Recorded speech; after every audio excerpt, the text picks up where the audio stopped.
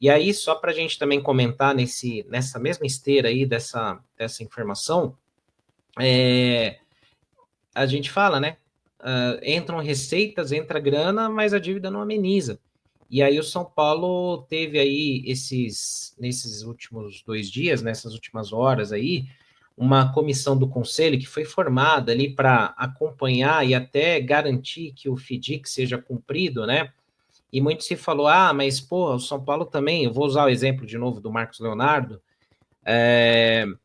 o São Paulo não vai fazer loucura porque ele não pode se endividar mais ainda. Por exemplo, no caso de trazer um jogador desse quilate.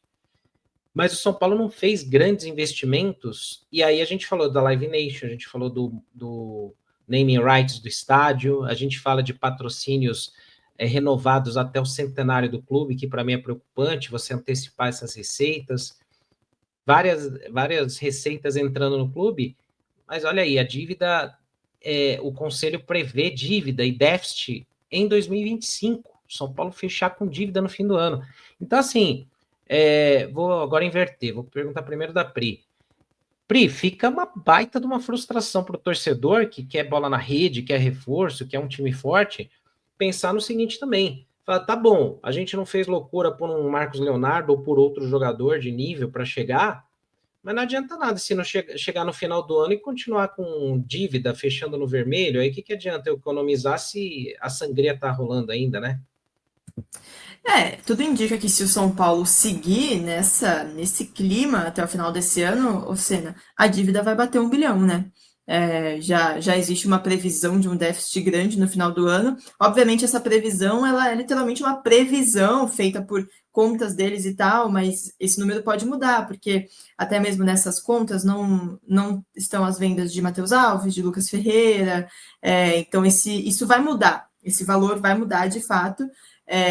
E aí entram várias coisas, né? Entra a bilheteria, entra direitos de televisão, e a conta não está fechando, basicamente, né? Eu até falei com o Casares ontem, eu publiquei lá na TNT aspas dele, e ele se apega muito nisso, na venda de jogadores, né? Mas ele também admitiu que a situação é bem preocupante. E conversando com algumas pessoas do São Paulo, as pessoas me falaram, cara, tá tudo bem, o São Paulo já imaginava que seria assim o começo do ano, mas se não resolver e mudar agora, ferrou. Se não mudar o comportamento enfim, a maneira, as coisas que fez para ficar nessa situação no primeiro semestre, ferrou. Então, é isso, cara. É muito desanimador, assim, porque é só notícia ruim financeira e muita coisa mudando. Não contrata ninguém, vende jogador, vende name rights, vende show, vende tudo, e, mano, só aumenta. E a gente fica aqui se questionando, né, cara? Como assim? Não faz sentido. Onde vai parar tudo, cara? Não dá para entender, não dá para saber.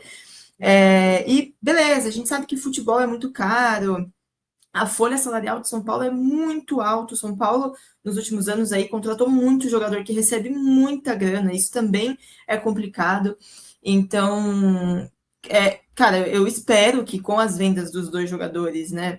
A gente não tem a arte aqui agora dessas vendas, né? E também teve uns mecanismos de solidariedade ao longo dessa janela que o São Paulo ganhou, tal, essas coisas que vão fazer a diferença, né? O São Paulo avançar na Copa, de repente fazer bilheteria. A gente lembra da bilheteria da Copa do Brasil, né? Que também sumiu, né? Tudo se gasta muito rápido no São Paulo. E se apegar nessas coisas, né? E em negociações, continuar vendendo para o São Paulo conseguir melhorar isso. Mas de fato assusta, cara. Assusta porque se o São Paulo manter o comportamento do primeiro semestre, a dívida vai bater 1 bilhão no final do ano, basicamente. Exato. E aí, assim, só dando crédito aqui para o nosso amigo Bruno Gilfrida, lá do GE, ele que tinha postado a matéria inicialmente, né? Um abraço para ele aí, para os colegas lá do GE. Esse relatório, o Van, ele ainda, assim, é um condicional, né? Claro, assim, tipo, ó, se nada mudar, do jeito que está indo a coisa, no final do ano vai terminar assim. Então, eles apontaram nesse documento o seguinte, ó, mesmo com as vendas que foram feitas e tudo, o São Paulo deve fechar o ano de 2025 nessa previsão com um déficit, ou seja, uma dívida adicional de 48,6 milhões, tá? E sem essas vendas, o valor negativo seria de 118 milhões, ou seja, o São Paulo vai ter que vender mais gente da base, vai ter que achar um jeito de trazer mais dinheiro para não fechar no vermelho.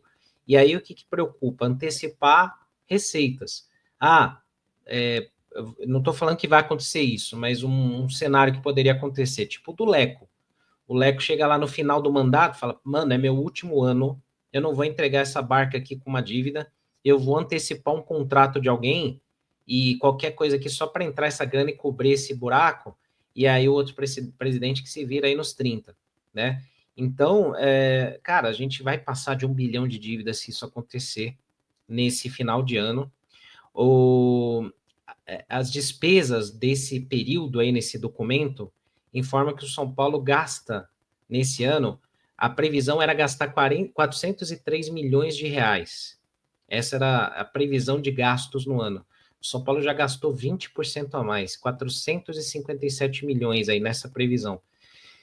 Então, a pergunta que fica é essa, Van.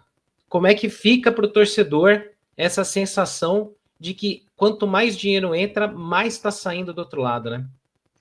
É muito que a gente vê nas redes sociais, os comentários mesmo, a galera falando, tipo assim, a gente não traz jogadores de peso, a gente não faz grandes contratações e termina com dívida. O assunto é dívida, a gente fica com preocupação em relação ao São Paulo, a gente não consegue ser efetivo no mercado, a gente tem que apostar em premiações, bilheteria, da gente ver a bilheteria do São Paulo, que a gente viu esses dias, o lance dos ingressos subindo muito, né? Aí uma coisa tem que compensar a outra. A Copa do Brasil, a gente foi eliminado. Infelizmente, a questão esportiva conta muito para o torcedor, mas a questão financeira também, porque é uma competição que paga muito bem, se paga muito bem, além dos jogos que a gente teria também, aí contando bilheteria e muitas outras coisas, né? Então, eu acho que assim, o São Paulo perde de um lado e tenta compensar do outro, e de maneira não estratégica e de maneira não planejada. E não tem como a gente desvincular a questão esportiva da questão financeira. Isso acaba afetando em tudo e vira uma bola de neve que não tem controle. E talvez, às vezes, para provar alguma coisa, a gente acaba cometendo algumas loucuras. Aí a gente traz jogadores por motivos que a gente não entende, que ficam encostados, e isso já aconteceu por diversas vezes. Jogadores que chegam e vão embora sem deixar uma marca. Más contratações, má gestão de futebol, má gestão da questão financeira, falta de transparência. E até uma coisa que eu vi um comentário que acabou passando aqui, é verdade, que esse lance de vazar informação de negociação com o jogador foi uma maravilha. Agora, ser transparente com o torcedor em relação às coisas que acontecem, isso a gente não vê. Isso não se percebe, isso não se vem à tona. E a gente sabe que a situação é preocupante e não dá mais para jogar a culpa nos investimentos que a gente fez para conquistar uma Copa do Brasil em 2023, que está batendo aí já 2 anos.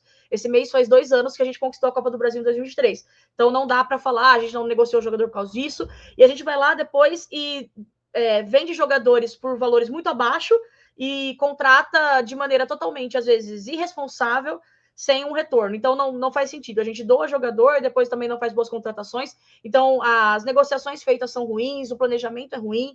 E, sim, a gente precisa bater muito nessa tecla, porque faz muita diferença.